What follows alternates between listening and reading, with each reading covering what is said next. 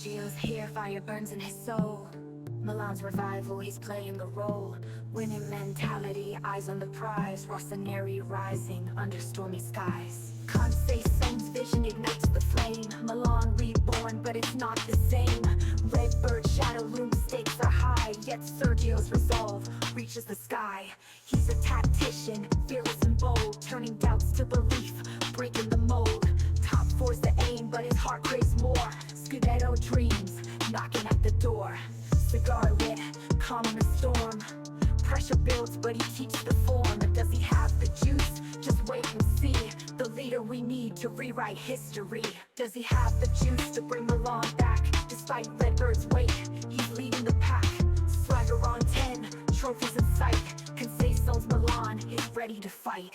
Boardroom drama, budget's tight, yet Sergio thrives, turning dark to light. Formation shifts, adapting with speed, building a team that fights and believes. From Porto to Milan, his winning ways. Now he's here to rebuild glory days.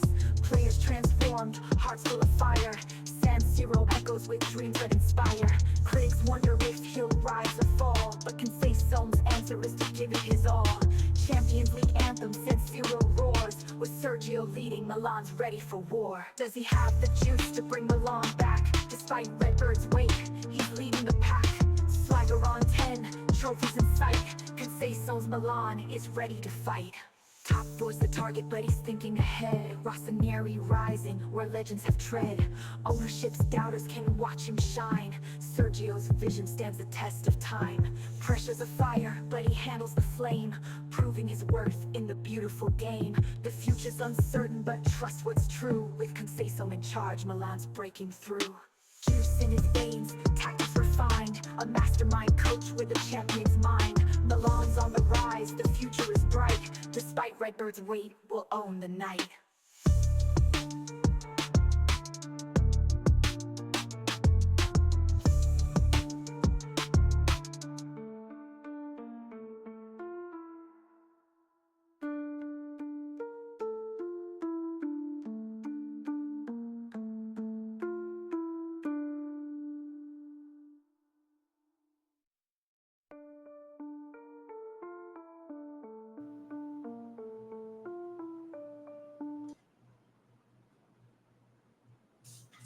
What's happening, Milan Nation? What's good? I'm your host, Nicko, as always. And we'll kick it off with on today's show. We'll dive into the Juve Milan match, some defensive breakdowns, tired players, and my thoughts on Conceição so far. All right. That being said, Milan Nation, thanks for locking in. I shouldn't say it. We're not going live, but appreciate if you lock in once this recording goes up on YouTube. Subscribe to the channel if you haven't done so. Leave in the comments once you watch the show. Give us your thoughts on the game, Redbird, whatever. All right, it's open season on that. All right, with that being said, let's get with it. All right, so obviously today we lost 2-0. Not a good game at all. Again, uninspiring game, no intensity, especially, even from the beginning of the game. It was an even game, but we had a couple opportunities. Juve had a couple opportunities as well. Nobody really capitalized on that. Our press first half wasn't intense. We didn't pack like a pack of wolves. Nothing. Juve's pressure was a little bit better. Supposed to counter pressing. Second half, they turned it up, right? Big time. They wanted the game a lot more. You can tell. Even after we beat them, with that, in the Supercopa, which a lot of fans got really excited, and rightfully so to a degree. I didn't, but if they wanted to celebrate, pop champagne bottles, thinking that victory and that victory over Inter to bring the cup back, right? That trophy back was gonna catapult the team to a 15-game winning streak or whatever the fuck. That didn't happen because here we go. being inconsistent again. You know, and in terms of our offense, wasn't clicking at all. Our biggest players didn't show up today. When we, you know, where was Leao? Where was Tijani? Where was Fofana? Offensively, obviously, we don't have a right fucking wing. We're playing Musa out there. He's not a real fucking threat, right? Not like Pulisic is. And that's where we're at. All right. And, you know, there's not much to say about this fucking game. You know, Mike was sitting on his fucking head in the second half, really made some really good saves. The one I was really impressed with was the one near post. Being that he's been beat there in the past, that's something that we've criticized him about before, rightfully so, right? But looks like from my understanding, my reading of that, two things probably happened. One, more importantly, he was working on those near post shots during training, right? And the coaching staff, whoever the goalkeeper coach is, has been working with him either on the technique, the way the angle is, the way he's reading it, and also communicating with his defenders, all right? Not to get in the way, all right? To be, if they're going to be blocking shots, cover the far post and leave the near post to him. So good on Mike on that, and good on the coaching staff for making those adjustments, because I'm sure they had a big part in that as well. All right. So that's much about the game. Let's break down the defensive breakdowns. But before I get into defensive stuff, quick shout out to all the podcasts out there. The Milan podcasts have been down with us since day one, supporting the channel. All right. Keep it up, fellas. Also, I was going to do a live, but I decided not to because it takes too much of my time. I know a lot of people who tune into our lives, you know, they like it because they get a chance for them to complain and bitch and kind of a little bit of a post-game therapy session for them in the chats. But I don't have the energy for that. This team, this fucking club, the direction this team is going, everything surrounding the club, the whole thing, the whole fucking system is broken. And I just don't have it in me anymore. So do a quick, recorded pod, and that's that. All right, so let's get back to it. Defensive breakdowns. So the first one was the first goal that we ate on Royale's side. So, you know, they made that run on Royale's back shoulder. And Royale, again, not reading the play, the situation right. You know, shit that's being taught to fucking kids in the academy level, defending fucking 101, Royale, is check your back shoulder. And he didn't again. You need to check your back shoulder. You need to be aware of the fucking where you're at in the field, your position, and the players around you. And I don't know. I'm guessing. I would assume Conceição, because this is one thing I expect out of him, is to change fix these tactical issues as a team, as a unit, and individual as well, and have these players check their back fucking shoulder. Royale doesn't do that enough, and definitely not there. In this case, Royale didn't check it. The guy made a run behind his back shoulder, which they're taught to do. Bang. 1-0. All right. Second goal. This one's a little bit more complicated. And I'll actually get into it right now. I'm going to share my screen. All right. So this is the play. So the first thing you're going to notice is that's Tamori, there's Gabi, and there's, I'm assuming that's there if I remember correctly. All right. So the way this play kind of started off is Kalulu, he made an errant pass. Fofana intercepted it. Fofana had a bad first touch. All right. The ball got dispossessed. They went on the counter. Royale's over here. He's too late to fucking recover as always. That's just something we've talked about again and again. Defensively, we don't recover back in time when we lose possession of the ball and get back in our defense. All right. You got to have that fucking motivation. It's not about being intelligent. It's about having the desire to get back. And he doesn't do that. But that being said, we do have numerical advantages here, 1v3. All right. But what happened, and I'll tell you what the adjustments should have been. Right? There's the ball is played this way. Tomori didn't read this play at all.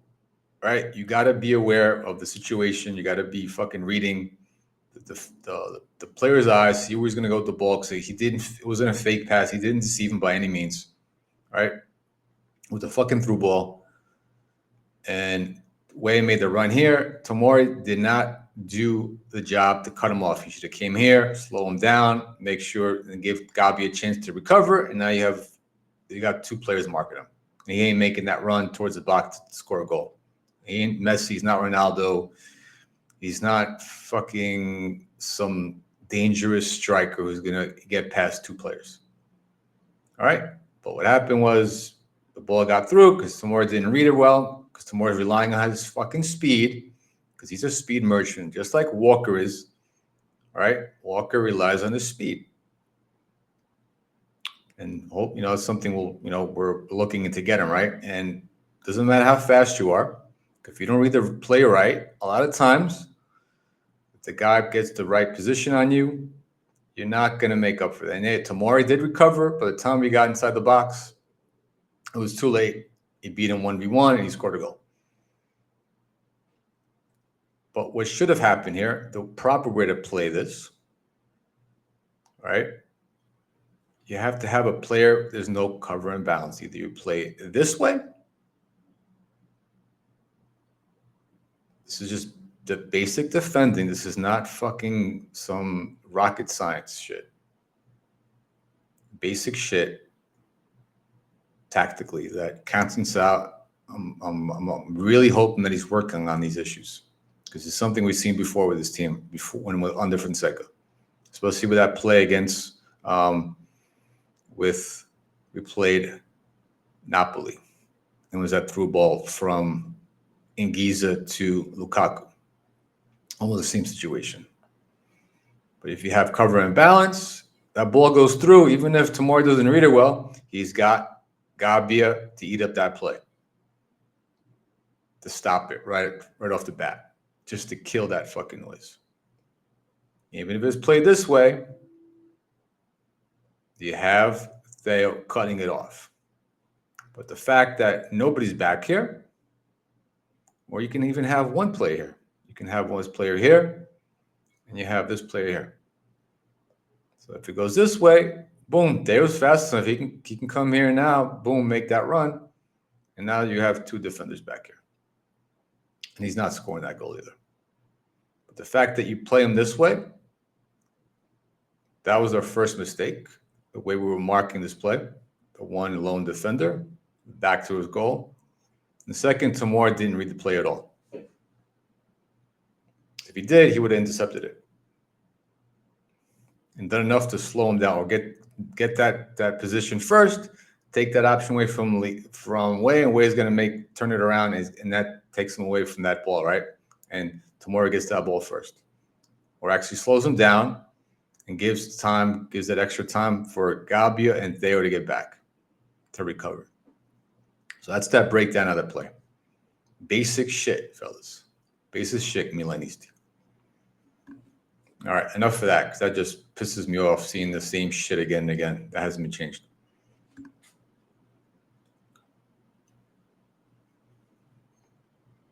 All right, next thing I wanted to kind of get into real quick is our tired players. I know Fofana, Tijani, those two especially, have been playing a ton of minutes. But a lot of other players in their position, Gravenberch and Liverpool, they play very intense football, has clocked in more minutes than Fofana. And he's a complete midfielder. And from the last thing I've seen, he's performing still at a high level. And this being tired, it has to do with a lot of things, right? For me, that's not an excuse. Because in a lot of other sports, high intense sports, American football, MMA, Muay Thai, kickboxing, a lot of time when these fighters are fighting 3-4 times a night in these tournaments, right? Especially overseas, stuff that I've watched in the past. they're recovering because they're during their time off, they're recovering properly. So I don't know what the deal is with this team. I know for a fact Conceição has nutritionists. I'm sure they're watching what they're eating during their when they're in at the Milanino, and they're watching their their health, right, tracking and shit. But what are they doing off time? That's what I'd like to know. What are they eating on their off time? Are they eating fucking, are they throwing down 6, 7 slices of pizza, eating fucking too much pasta, drinking too much beer, fucking getting fucked up? I don't know. But the fact that they're tired, we had Zeroli and Teresiano on the field, on the bench, I should say. And Zeroli's shown in the past that he can play. And in my opinion, he's the future of the club, one of the futures, him and Kamada as well. Why not give him an opportunity to play? Give either Benny a break or Fofana. Because Benny needs it too. Because in that double pivot position, right, when they're playing that 4-2-3-1 and you got Tijani picking up, or even they're playing a 4-3-3, right?